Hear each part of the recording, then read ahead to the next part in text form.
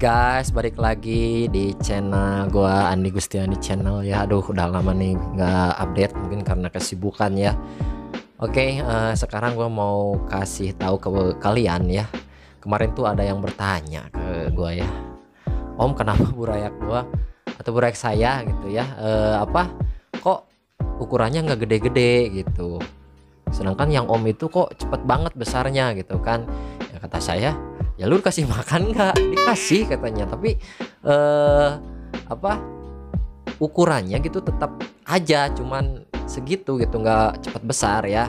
Nah oke, sekarang gua mau kasih tahu ya kenapa sih ukurannya nggak cepet besar gitu kan. Dia bilang 2 bulan kok tetap aja ukurannya yang kecil gitu, segede kuaci, sedangkan saya besar. Oke, ada 5 faktor yang mempengaruhi. Oke, come on, check it out. Oke, yang pertama itu adalah kurangnya pergantian air atau sipon ya. Contohnya misalkan kita burayak di usia baru menetas nih, seminggu nih, biasanya saya udah sampai 3 kali tuh ganti air. Maksudnya di sipon diambil kotoran yang menumpuk karena sampah kotoran atau sampah dari makanan ya yang menumpuk, itu amonia bisa memperlambat yang namanya pertumbuhan ikan cupang kalian ya. Makanya ketika lihat nih media burayak sudah kotor, itu minimal disedot lah kotorannya, ataupun diganti air full untuk yang usia 1 bulan. Kalau yang baru menetas misalkan seminggu ya, yaitu disipon aja kotorannya, tambah lagi air yang sudah diendapkan ya. Nah itu adalah faktor yang pertama. Oke, nah bahkan yang usia 1 bulan pun sama ya. Biasanya saya kalau misalkan pergantian air itu di ember ya, itu bisa seminggu itu bisa 3 kali ya saya ganti air. Usia 2 minggu, 3 minggu ya. Nah kalau ukurannya besar, seperti halnya kita kan media burayak kecil udah ditumpahin nih dengan tempat besar, yaitu dikontrol aja ya. Kalau misalkan udah kotor, itu ya minimal digantilah airnya gitu ya. Tapi kalau medianya besar itu lebih enak karena amonia yang menumpuk itu bisa lama gitu kan ya. Beda dengan media burayak yang kecil, itu cepet sekali yang namanya numpuk kotorannya. Oke, yang kedua ini adalah media burayak yang terlalu sempit ya. Jadi ini pengaruhnya terhadap tempat ya. Kalau kalian tempatnya kecil terus pergantian airnya kurang, nah ini dapat mempengaruhi yang namanya pertumbuhan ya. Tadi yang saya bilang ya, jadi pergantian oksigennya jarang, sedangkan untuk pertumbuhan ini ikan membutuhkan banyak sekali oksigen ya. Nah di dalam air baru ini bisa mengganti kadar oksigen yang baru ya, makanya bisa mempercepat yang namanya pertumbuhan ya. Kalau misalkan nggak diganti air ya, ini gara-garanya nggak diganti air, tempatnya sempit ya, akhirnya kalau dalam bahasa cupang itu kecentet ya. Wah, itu kecentet ya, ya kecil lah ya itu maksudnya. Nah beda kalau kalian menggunakan media yang besar gitu kan, nggak ganti air pun beberapa waktu atau beberapa minggu, mungkin itu bisa maksudnya kadar oksigennya masih banyak gitu kan, airnya nggak cepet kotor lah intinya itu ya. Itu bedanya dengan media burayak kecil dan besar. Oke, yang ketiga, nah ini koloni cupang yang terlalu banyak.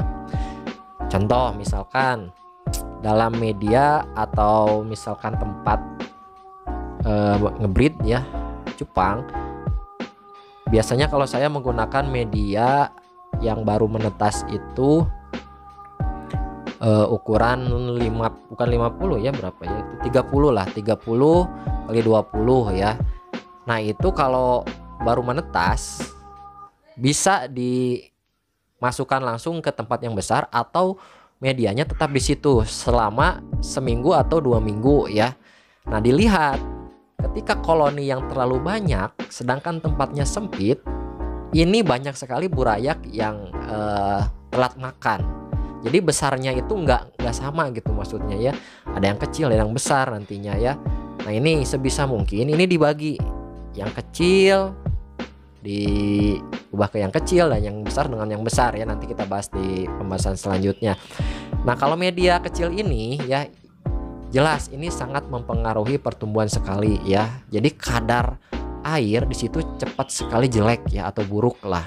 Nah, ini mempengaruhi yang namanya pertumbuhan, sedangkan koloninya sangat banyak. Nah, makanya ketika koloni banyak, ini sebisa mungkin kita harus tahu ya, minimal tempatnya dibagi dua lah gitu. Misalkan dari ukuran yang tadi saya sebutkan 30 kali 20 dalam usia seminggu dibagi dua ya ke media yang lain, atau dalam bak kolam misalkan. Kalau saya biasanya yang bak kulkas atau kolam pembesaran yang kolam tembok lah apa ya. Lihat, biasanya itu kapasitas yang kolam-kolam seperti itu bisa menampung 100-200 ya. Sedangkan burayak ini sampai 500. Nah, kalau disatukan di situ semua, ini pasti pertumbuhannya akan lambat ya. Makanya sirkulasi air pun terganggu, kadar oksigen terganggu, terus pakan juga terganggu ya. Nah, itu seperti itu. Jadi seideal mungkin dalam satu lubukan ini nggak terlalu padat gitu kan, dikira-kira lah. Misalkan kalau emang padat, itu bisa dibagi 2 bagi 3 ya, supaya pertumbuhannya rata. Selanjutnya itu adalah faktor yang keempat adalah asupan pakan yang kurang ya. Biasanya nih kalau misalkan usia-usia yang sebulan ya, kita nggak tahu nih pakannya apa, terus dikasih kutir gitu kan, kutu air. Sedangkan kutu air ini kan ya kalau kutu airnya banyak, kalau sedikit gitu kan, pasokan kutirnya nggak ada gitu kan, dipaksakan dengan kutir. Padahal itu cupang itu apa ya, per 3 jam gitu itu pasti lapar sebenarnya ya. Nah, makanya kita harus setais. Jadi kalau saya kasih pakan itu sampai 3 kali malah ya. Biasanya kalau di rumah nih untuk usia sebulan itu pagi-pagi saya kasih kutir dulu lah ya. Terus lagi siang sama saya dikasih cacing sutra. Nah, sorenya pelet ya. Itu dijamin pertumbuhan cupang ini akan cepat besar ukurannya ya. Nah, biasanya kalau udah usia sebulan ini udah masuk casut ya. Nah, kalau misalkan dari 0 sampai 3 mingguan lebih ya, itu biasanya saya menggunakan kutir ya.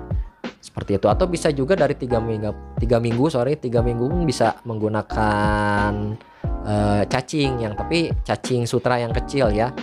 Nah, baru usia sebulan ke atas masuk cacing yang besar dan pelet ya. Kalau misalkan nggak dicampur ya, nanti resikonya misalkan cacing doang nih ya, ukurannya terlalu oversize ya, dikasih pelet doang, ini ikannya lembek ya. Maksudnya lembek itu apa? Jadi lemes lah, kelihatannya kurang bergairah gitu kan. Terus air juga cepet jelek gitu kan ya. Dikasih kutir terus ya, ukurannya nggak cepet besar gitu kan ya. Kecuali emang kutirnya benar-benar stoknya banyak gitu kan boros kalau kutir ya. Nah, itu jadi asupan pakan pun dijaga lah ya. Makanya kalau udah kelihatan kosong ditambahkan lagi seperti itu. Oke.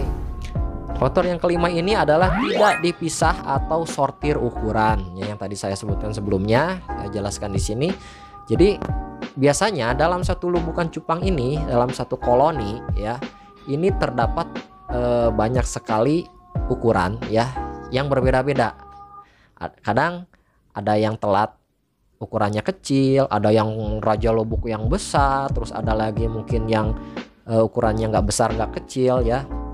Nah, ini sebenarnya kenapa ukurannya beda-beda sedangkan usianya pun sama gitu kan. Sebenarnya yang kecil ini ya, dia karena takut sama yang besar ya, padahal di situ ada makanan. Karena dalam satu lubukan ini ada yang namanya raja lubuk ya, raja lubuk.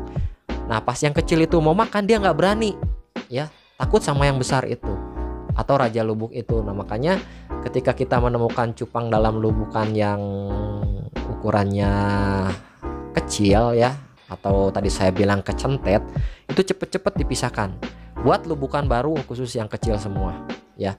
Itu dijamin ukurannya dalam beberapa minggu akan sama ya. Makanya kita harus lihat, jangan sampai ukurannya nggak sama ya. Kemarin ada yang nanya juga, kan nanya ya, Kang kok ini ukurannya kok sama semua ya, cupang Akang kok hampir semuanya besar gitu kan, saya mah beda-beda ya. Dia nggak disortir ya. Nah takutnya ini mah nanti ternyata yang kecentet itu ternyata jadi cupangnya yang bagus gitu kan, yang grade gitu kan, kita rugi ya. Makanya dari awal kita harus teliti, ketika ada cupang yang ukurannya kecil, besar, kita harus pisahin yang kecil-kecil, yang besar-besar, atau dibagi 3, yang besar-besar, yang sedang, dan yang kecil-kecil. Nanti pasti kedepannya ukurannya akan sama ya. Oke, mungkin itu penjelasan saya ya dari konten kenapa cupang lama besarnya gitu kan ya. Kemarin ada bertanya ya, mungkin kalau ada pertanyaan lain kalian bisa tulis di kolom komentar, nanti bisa saya mungkin buatkan videonya, ataupun langsung dijawab ya. Kalian bisa langsung ke IG saya, new_cimaibetapis ya. Kemarin itu aduh, IG gua kebanet bro, Instagram bener-bener dah follower udah banyak kebanet ya, jadi harus buat yang baru. Oke. Nah intinya itulah ya, kalau misalkan ada pertanyaan langsung aja lah ya, jangan malu-malu. Oke, tanpa banyak basa-basi. Bye bye, sampai jumpa di konten selanjutnya. Oke.